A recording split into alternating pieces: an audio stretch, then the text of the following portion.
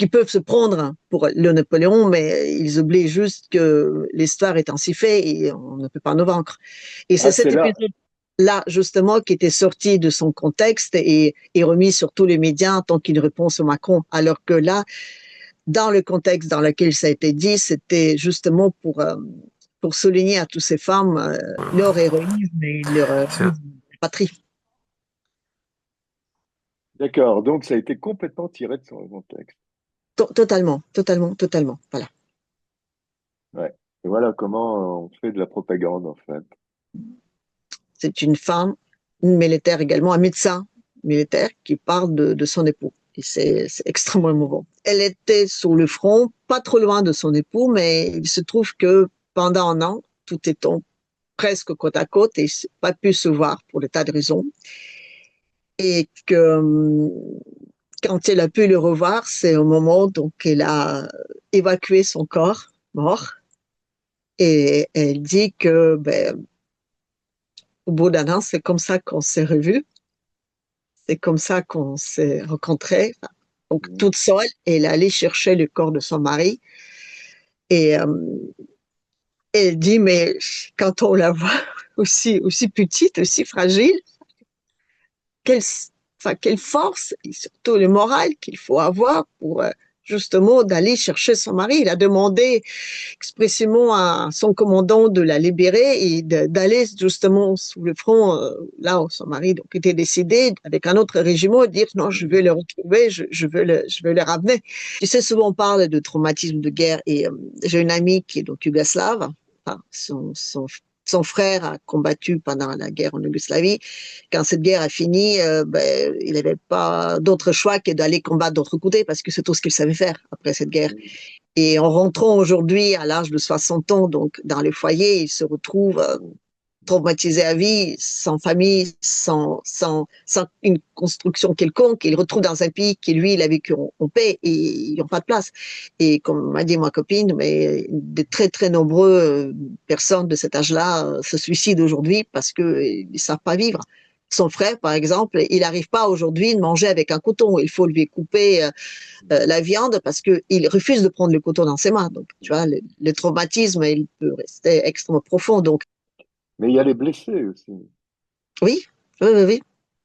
Il y a des blessés et Et il les faut les blessés, intégrer. des centaines de milliers de blessés qui vont affluer enfin, qui affluent certainement déjà en Ben Russie. justement, c'est de ça que je parle aussi. Donc, cette fondation, elle s'occupe Oui. non seulement des familles, mais aussi de tous ces blessés. Tatiana, alors, nous avons décidé d'unir nos forces. Dans ce combat, Je rappelle ta chaîne, Tat la Russe, d'unir nos forces pour faire tous les dimanches ou tous les samedis, je ne sais pas encore, une revue de presse spéciale, puisqu'elle sera une presse russe. Alors, aujourd'hui, qu'est-ce que tu as choisi comme vidéo et pourquoi?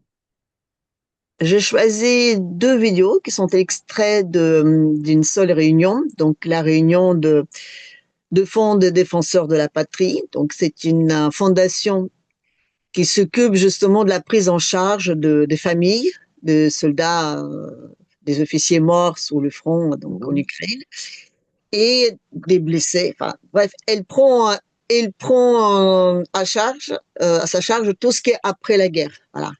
Et cette D'accord. fondation est beaucoup portée par les femmes, beaucoup, beaucoup par les femmes, les épouses ou les mères des soldats disparus.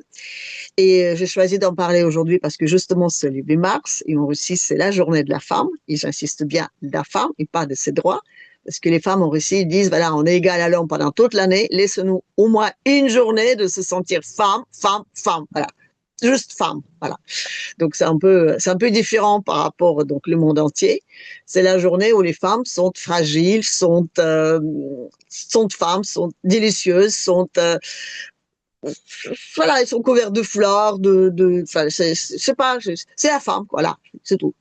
Et je veux dire, c'est pas les droits de la femme, c'est la femme dans toute sa splendeur. Et la femme en Russie, c'est, comme disent les Russes, c'est le trésor national donc de ce pays parce que depuis des siècles, c'est elle qui porte le pays sur ses épaules, c'est elle qui porte les hommes sur ses épaules. La Russie était souvent convaincue.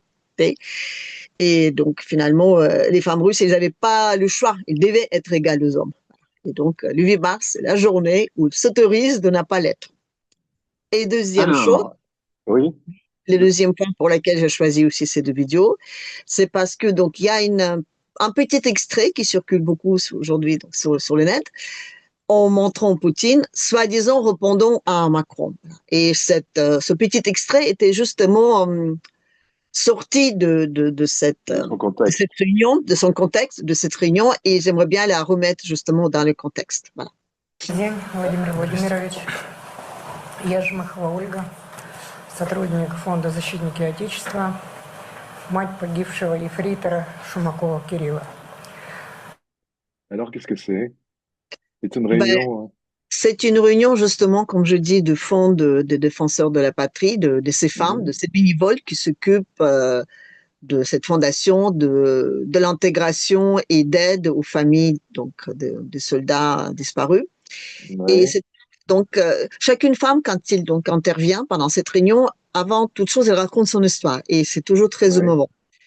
La femme en question qu'on voit ici, donc, elle a un fils, enfin, elle avait un fils qui s'appelait Kirill, né le 9 mai, c'est rigolo comme date, à Donbass, et donc, c'était un Spetsnaz, hein, donc un sniper professionnel, un militaire, et un militaire, comment dire, dans ceux qui vont donc en première ligne, voilà. Et Шумаков On va Кирилл la voir là. родился 9 мая в городе Донбасс.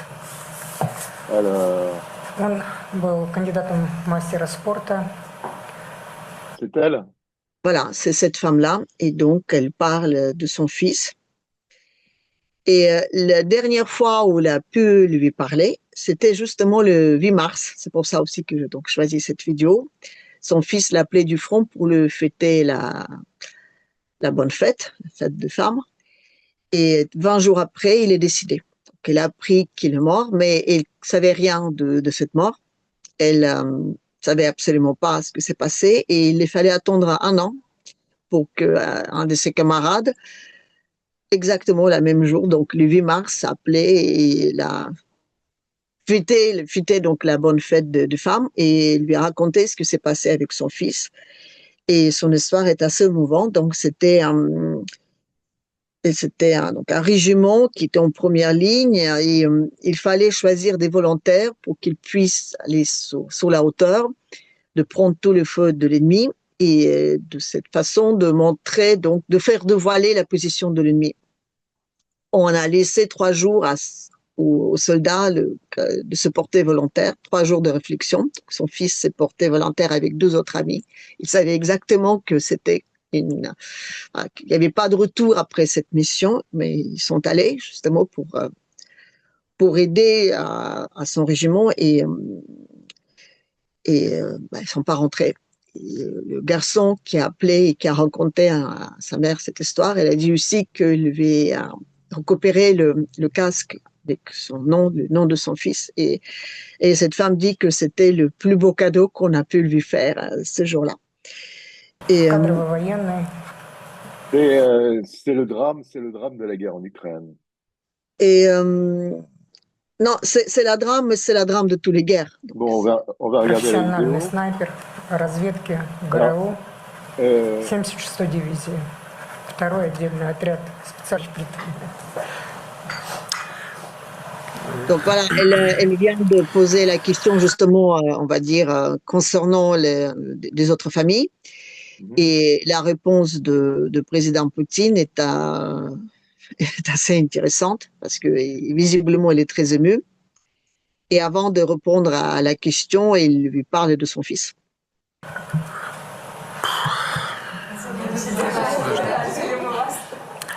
Нет, меня да, Je даже suis, не вопрос soциальный, а c'est pas вопрос notre такой. question qui me dérange, mais enfin, qui me pose des problèmes, c'est justement c'est ce que vous venez de me raconter par rapport à votre enfant, quoi. Il dit indiscutablement, votre fils est un héros.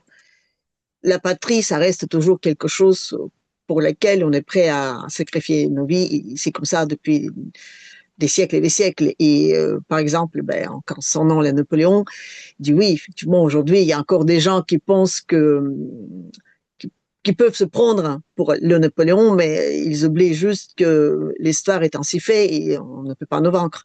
Et c'est Ah, cet c'est là. épisode-là, justement, qui était sorti de son contexte et remis sur tous les médias en tant qu'une réponse au Macron. Alors que là, dans le contexte dans lequel ça a été dit, c'était justement pour souligner à toutes ces femmes leur héroïsme et leur C'est patrie. D'accord, donc ça a été complètement tiré de son contexte. Totalement, totalement, totalement. Voilà, Ouais. Et voilà comment on fait de la propagande, en fait. voilà. Et c'est comme ça. Et il faut que les gens qui sont face à nous connaissent que nos ennemis ou nos adversaires prendre en considération non seulement nos avantages militaires, non seulement les richesses de notre pays, non seulement toute notre histoire, mais il faut qu'ils prennent en considération les hommes russes, leur caractère, les femmes russes, leur caractère. C'est un pays qui est toujours combattu, mais il ne peut pas être vaincu parce que justement, il y a le peuple russe qui prendra toujours sa défense. La deuxième vidéo que j'aimerais bien aussi montrer, Oui. qui est un petit peu Alors, différent parce que donc là, c'est une mère qui parle de son fils et qui se préoccupe par la suite donc des autres familles qui ont vécu les choses semblables. Et dans la prochaine vidéo, donc c'est une femme, une militaire également, un médecin militaire qui parle de son époux. Et c'est extrêmement émouvant. alors, nous sommes sur une deuxième vidéo. Oui. C'est un médecin, C'est un une, médecin militaire.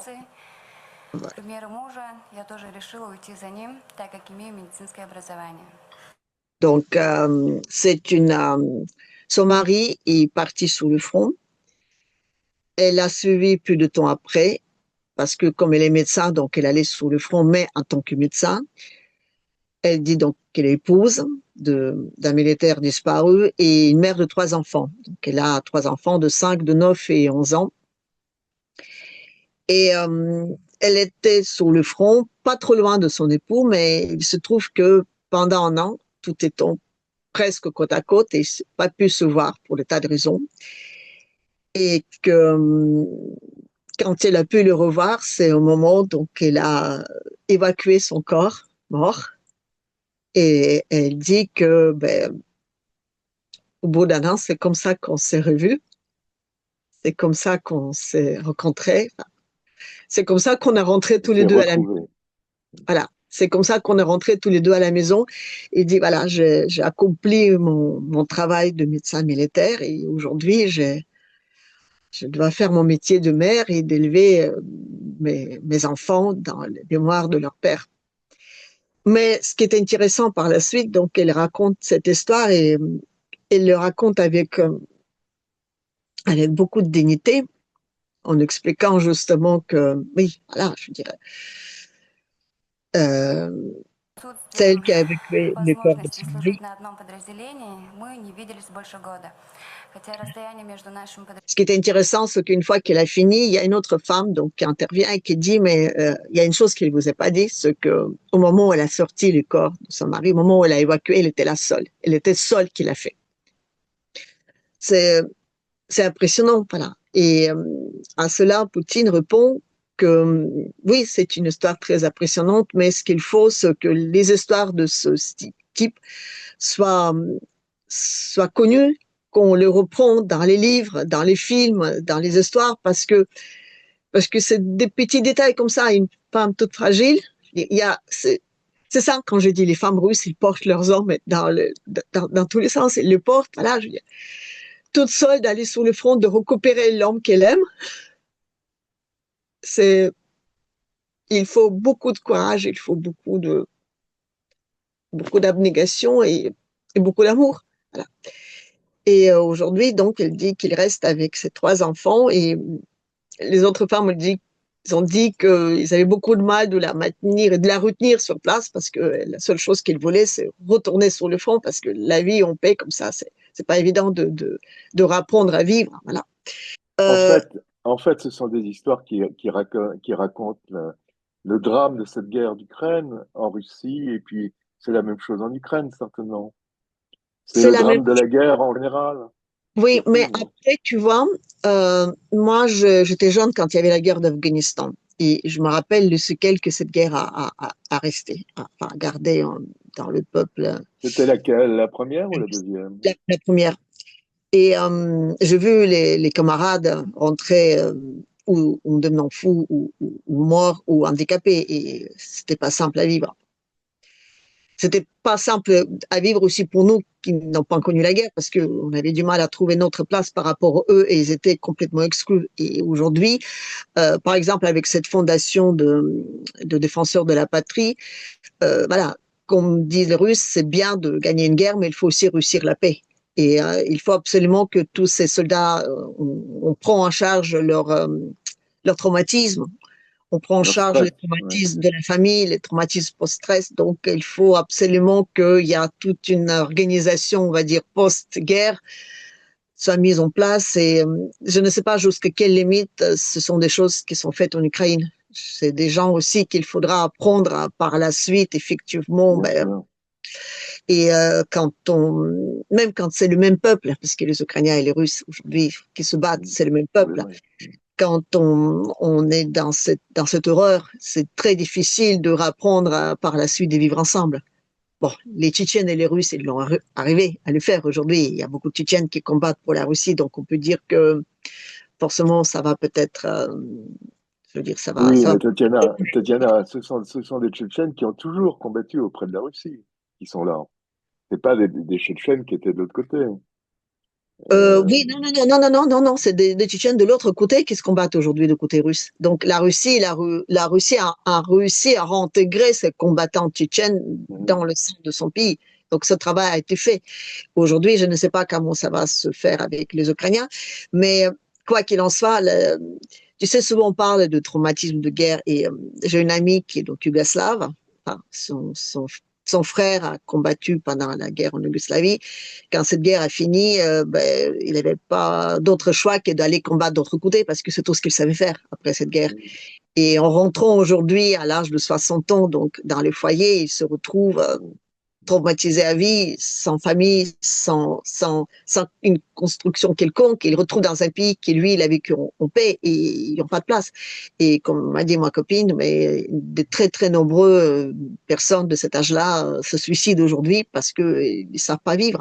Son frère, par exemple, il n'arrive pas aujourd'hui de manger avec un couteau. Il faut lui couper la viande parce qu'il refuse de prendre le couteau dans ses mains. Donc, tu vois, le traumatisme, il peut rester extrêmement profond. Donc, il faut prendre ça en considération. Et aujourd'hui, quand je vois justement cette fondation, quand je vois ces femmes, quand je vois justement tous les problèmes qui sont mis sur la table, de dire, voilà, il faut les résoudre, il faut trouver des solutions. Je trouve que, je dirais pas que c'est admirable, parce que la guerre, ce n'est jamais admirable, mais c'est bien qu'on prend ça en considération. Et c'est dégueulasse Oui, que les médias français sortent de son contexte les images qu'ils mettent sur tous les chaînes en disant regardez, Poutine répond à Macron, alors que non, je suis désolé, il y a pas de réponse à faire, quel soit, parce que c'est ridicule, quoi. Voilà. Enfin, je dis ouais, c'était le Napoléon en question, le conquérant, le conquérant. les Les Russes, c'est des conquérants. Ouais. révisionnistes, donc, alors que Napoléon, elle était conquérant. Comme je dis, Ouais. oui, les Africains, ils se rappellent très bien des conquêtes françaises. Voilà. Non, mais c'est ridicule tout ça. Et c'est triste. Mais il y a les blessés aussi. Oui, oui, oui, oui. Il y a des blessés et Et il les faut les blessés, intégrer. des centaines de milliers de blessés qui vont affluer enfin, qui affluent certainement déjà en Ben Russie. justement, c'est de ça que je parle aussi. Donc, cette fondation, elle s'occupe Ouais. non seulement des familles, mais aussi de tous ces blessés, en essayant de l'intégrer, en leur donnant d'autres éducations. Donc, il y a beaucoup qui refont des études, justement, pour changer de métier, pour apprendre notre métier. Il y a un énorme effort de l'intégration de ces soldats-là dans la société. Et ça demande beaucoup de temps, beaucoup d'investissement aussi, aussi bien d'argent que d'investissement, on va dire, de personnes. Il y a beaucoup de Oui, puis bénéfices là-dessus. la honte d'avoir été estropié, la honte d'avoir été, et par rapport à ses proches, même à sa femme, voilà, la honte complète Je, d'avoir justement, été j'avais parlé mutilé. de ce jeune homme à 20 ans qui donc rentrait de la guerre de l'Afghanistan. Donc moi, j'avais 18 ans à l'époque. Et il est rentré sans deux jambes. Donc, à l'époque, les amis venaient le voir, mais on ne sait pas jusqu'à combien de temps ça pouvait continuer. Parce qu'à un moment donné, il allait se marier, d'avoir des enfants et autres. Et lui, donc voilà. Et je, j'ai perçu dans le regard de ce jeune homme, par rapport à moi, une énorme tristesse. Et moi, j'avais peur parce que je me sentais je me sentais moi aussi coupable par rapport au fait qu'il n'avait pas ses jambes, alors que je n'étais pas responsable. Mais c'est vraiment pas simple d'intégrer des gens comme ça dans la société. Donc, il y a tout un travail de fond qui doit être fait. Et aujourd'hui, j'ai l'impression, en tout cas, que les Russes se donnent beaucoup mal pour faire justement ce travail-là. Après, je ne sais pas s'ils y arrivent pas, parce que c'est pas évident, quoi. Voilà. C'est Mais pas évident de prendre tous les blessés de la guerre comme ça, parce qu'il y tu a sais, aussi un traumatisme. Moi, ouais, tu sais, Tatiana, j'avais vu, moi, j'avais fait un reportage sur le stress post-traumatique à Belgrade. C'était mm, un reportage sur les gens qui, pendant la guerre de Bosnie, avaient été complètement foutus en l'air. mm, Et j'avais vu un jeune homme qui avait un bras en moins et qui n'osait même plus aller voir sa copine, qui me disait non, non, moi mm, je veux plus les voir, je veux plus les voir. Je veux rester dans l'hôpital, c'est fini, je veux plus rien faire. Parce que la guerre m'a transformé. Et mm, moi, je veux pas de cette transformation. mm. Ouais, terrible, Et hein. c'est c'est vrai on n'est pas confronté à ça en France et on est très fort Heureusement, heureusement. crier haut et fort que oui, non, ben c'est scandaleux. Il ne faut pas qu'il y ait une paix injuste. Il ne faut pas qu'il y ait ceci ou cela. Mais on ne pense pas à tous ces gens-là qui ont tout simplement envie que ça s'arrête, quoi. Que ça s'arrête.